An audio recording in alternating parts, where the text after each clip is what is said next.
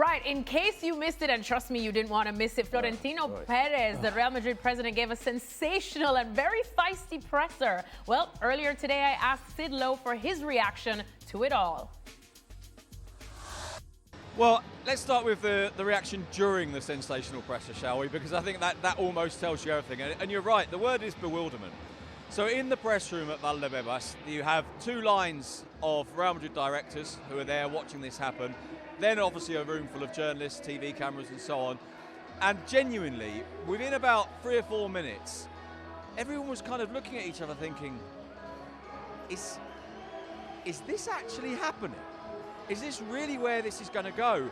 And it kept on going, and it kind of swayed between moments when it was kind of almost funny and other moments in which it was just confusing and baffling and not always very pleasant either.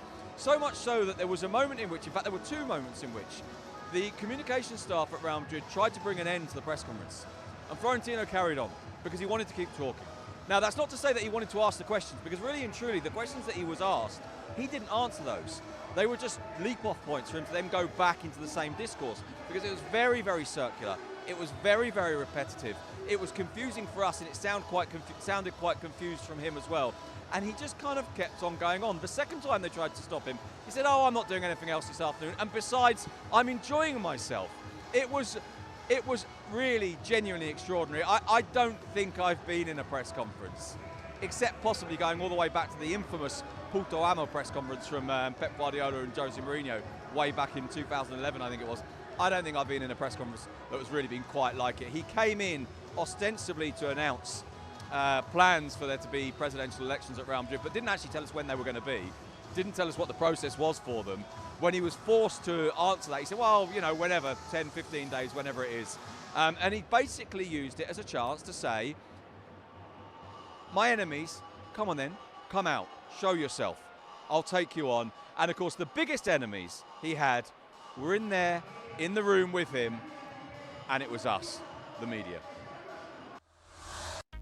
Well, you can bet that this presser was the focus of all the headlines in the Spanish papers today. Marca says desconcierto. That means bewilderment, because that's exactly how we all were feeling after we saw that presser. Well, it was also the topic of discussion at Arbeloa's presser today.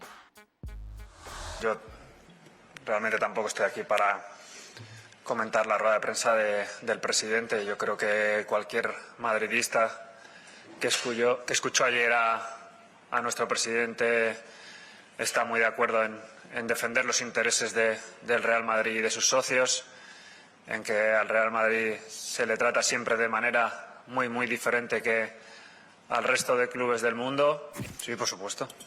Es que todos sabemos lo que ha pasado durante más de 20 años, que sepamos, porque seguro que también hay cosas que no sabemos y bueno, lo que nos encantaría a todos es que se resolviese un caso donde el número 2 del estamento arbitral pues ha cobrado de un club de fútbol, algo que bueno, pues yo creo que a todas luces pues ni es legal ni tiene ningún tipo de sentido para todos los que formamos parte de esta competición y parece mentira que solo el Real Madrid quiera defender la legalidad en el fútbol y bueno, creo que ese es un sentimiento que tienen todos los madridistas.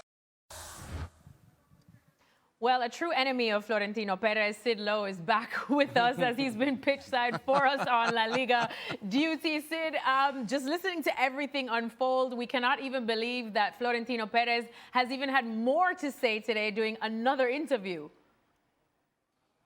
No, to be honest, I can believe it, and I think there's a very obvious reason for it, and that is that because the press conference didn't go particularly well, and I think because the response to it wasn't particularly good, I think it made sense for Florentino to effectively have another try, have another go, and to say some of the things that he either didn't say in the press conference the day before or didn't want to. And if you look at the content, and I think it's really important to stress this, by the way, the actual content of this interview, there are some issues that weren't picked up on yesterday that either weren't asked or that Florentino didn't want to answer, that today at least he's addressed. For example, the situation with Vinicius needing to renew his contract, the situation with Kylian Kylian Mbappe, whether it was a mistake to bring in Xabi Alonso, and he said it wasn't, the reasons why this season hasn't gone very well, what happens now with Jose Mourinho. Now, these were things that were asked yesterday, but that Florentino wasn't going to engage with.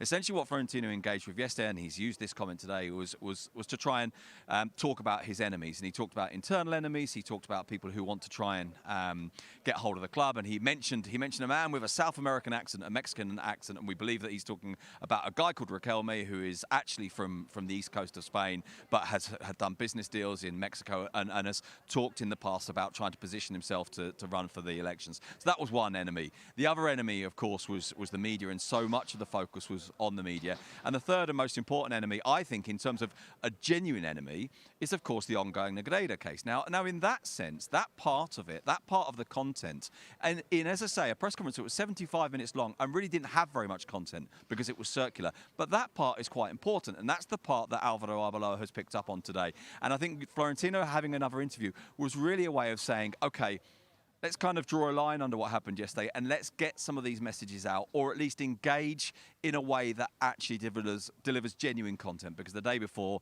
there wasn't too much of it. Ale. Let me address a few things. For a club like Real Madrid, a club of this size, of this importance, of this magnitude, to play the victim role, please, por favor, please. Real Madrid are not victims. They are not victims.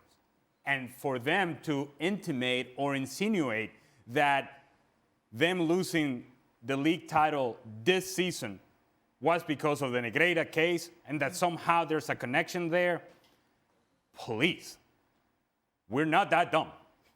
You may hate the media, but we're not that dumb. Let me put that to the side. Let me address Arbeloa. If you ever watch a Real Madrid match, whenever Florentino Pérez is in attendance, not too far from him, maybe a row in front of him and to the left, you'll see guys like Santi Solari, you'll see Roberto Carlos. You know, they're usually well-dressed, well put together. What do they do for the club? We don't really know, but they're there sort of... Ambassadors. Yes, quote unquote. They're there just to kind of speak highly of the club and represent the brand of Real Madrid and look out for Real Madrid. As Álvaro Arbeloa knows that his job is coming to an end out on the field, this man is now trying to secure his place right next to Santi Solari, Roberto Carlos. Oh, and here's Arbeloa as a person who's going to be a shield for Real Madrid and just speak the truth as it pertains and from the perspective of Real Madrid and Florentino Pérez.